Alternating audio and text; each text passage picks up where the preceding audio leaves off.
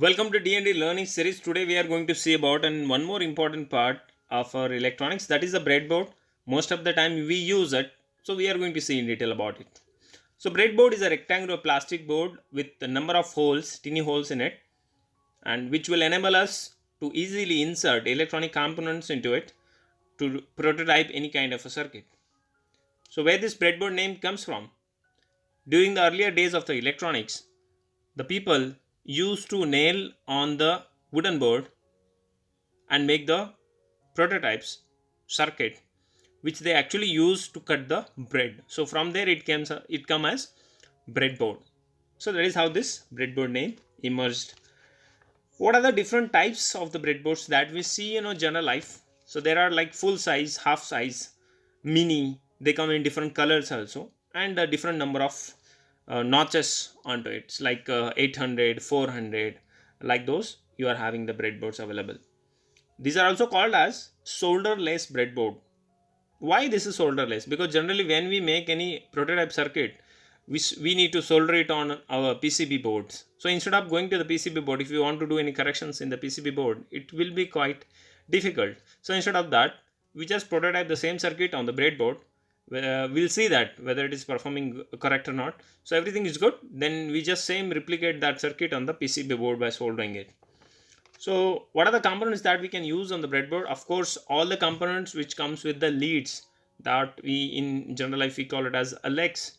So all of those components that we can use on the breadboard, simply we can just insert all these components by pushing slightly, putting the efforts. The components will get inserted into it, and we can just remove out from the breadboard very easily.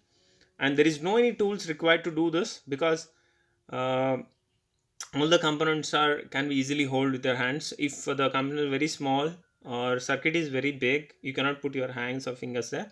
You can use a tweezer set to do the same things. So let us see what are these tiny holes will be identified and how they are named as.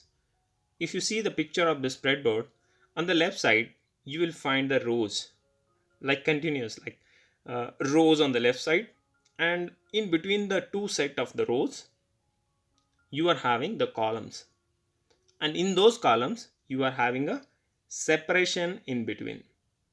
So left side these rows are called as buses.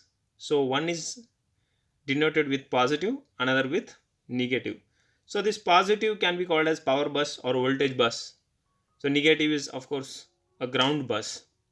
But this positive and negative doesn't decide the polarity of these rows. That means you can connect the either, like positive to negative, negative to positive. It only matters for your understanding. So the positive and negative buses are not having any polarity here in the breadboard. So how are these holes are connected with each other? Let us see in details. If you just peel off the protective layer or a two-way tape which is pasted at the backside of this breadboard, you can see the snaps, steel snaps, which are holding the components and how they are connected. So these rows are connected continuously. This is a 400 points breadboard. Here these are connected continuously, and the columns you can see there is a separation. After 5 points there is a separation, and once again a 5 points in a same column. So this is how these are connected, and the break is in between. You can see this. If you see the 800 points, 800 holes breadboard, in the bus part they comes in two types. Like the bus will be continuous in some breadboards, but in some breadboards there is a break in between. So why this break? It is also helpful when you are supplying two different voltages into the same circuit. So that is how it is.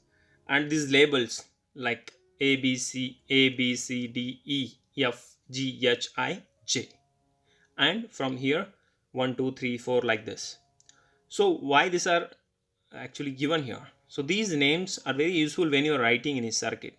Consider like you are writing A6 to A6 A6 to H6 or something like that. So you can the coordinates, you can mention the coordinates. Positive of this LED from A6 is, and the negative of the LED is going to G6 or J7, something like that. So you can write the electronic circuit, or it is easy for you to explain it for the students. when you're doing this. So how we do these connections? So there is a sample circuit here using an LED. So LED is glowing with a simple one resistor LED connected with the battery. So battery positive and negative you can see there connected, and the same way the LED is also connected and getting a supply and it is glowing. So this is a very simple circuit. And what are these cables that you are seeing? These are called as jumper wires. And why we use this? We use this to make the connections on the breadboard. There are different types of these jumper wires. The one what you're seeing is a flexible type. It's having a fixed length and the ends are very sturdy. These are used generally to make the circuits.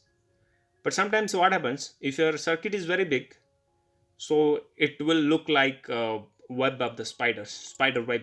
So it's very difficult for you to trace the circuit. So in that place you can use the hookup wires. So these hookup wires you can just cut off the required length and you can just fix the circuit. That will be very simple for you to understand. So in the flexible jumper wires you can get the different types, male to male, male to female, female to female, and those are coming in a different colors. So even you can do the color coding for your circuit also. And preferably whenever you are connecting a circuit, use red for the positive and black for the negative, so that will be easy for you to identify the circuit. So after doing a circuit you need to test the circuit, which is very important. Check the components as designed circuit, as we have done the circuit design. So if everything is good, so you are ready to go. So switch on the power. If any smell or burning smell or if any fumes comes out, immediately switch off the supply. Check the circuit what has gone wrong, and you can just do the same, repeat the same process until you get the correct circuit. So what are the common mistakes that the people or the students do while using a breadboard? So one most important is getting rows numbers wrong. That means while connecting, they just by mistake they connect it to the adjacent column or the adjacent rows, because of which the circuit will not be complete. The circuit is not going to get the supply, so ultimately the circuit will not perform. Second is getting power and ground mixed up. That means instead of giving a power supply or the positive or the negative, they mix up, like in the place of connecting it to the positive, they connect it to the negative. You can see in the image here, this one. And third one is like not pushing leads or wires in all the way inside, like the leads of the components. The students, what they generally do, the mistake is they simply keep it on the breadboard. They don't push it hard completely inside until it is not going further.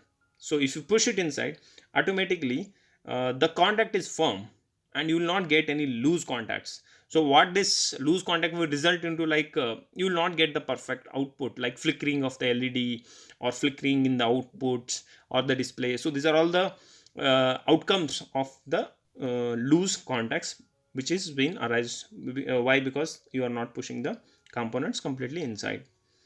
Or sometimes the components are put in the reverse direction or backward directions.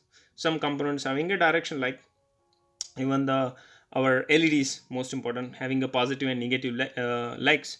So instead of the positive, if you just push the negative there, so that will not work. So how to identify the LEDs positive and negative? So LEDs positive is a long leg and short leg is a negative. So that you can see here. So you can easily identify this. So you can insert the components correctly. Sometimes the capacitors are also having the arrow marks. You can see that from here to here. So this is a positive and this is a negative leg. So you can just put the components like. Sometimes the circuit is going to undergo a short circuit. Short circuit, how it happens? When you're using a resistor, consider you're using a resistor which is having a open legs are very long, and you're putting 4 or 3 resistors together in a circuit and just doing a crisscross connection, and accidentally the legs have got touched with each other, so you get the short circuit. In this situation, what happens? You can just smell that burning smell, and sometimes the breadboard also get melted. So you have to be very careful about all these mistakes while using this breadboard. So the one more most important thing, so why there is a gap in between these columns, in a single same column, so they have kept a gap in between. So this is very important, and why the gap is of that dimension only. The first that we understood is, by separating these columns we can just separate the positive end of any component or the negative end of any component circuit, like positive end circuit different and negative end circuit different. So that is one part, that is one benefit. The second thing is, this gap here, we can insert the ICs perfectly. So ICs, whatever the legs are coming, so those legs will fit perfectly here at this difference of the gap. The gap in the middle of a breadboard is just the right width for an IC. That means projects involving IC required this kind of a breadboard, and breadboards are must used when you are doing any projects with the ICs. So I hope that you understood all the details that we discussed today regarding the breadboard. This will help you to build the most beautiful projects. I wish you all a very good luck. Thanks for watching. Hope you enjoyed the video. There are many videos regarding the Tinkering Lab there in our channel. Please do encourage us by subscribing our channel, and also suggestions or any remarks or any doubts, please do in the comment box. Keep learning, keep tinkering.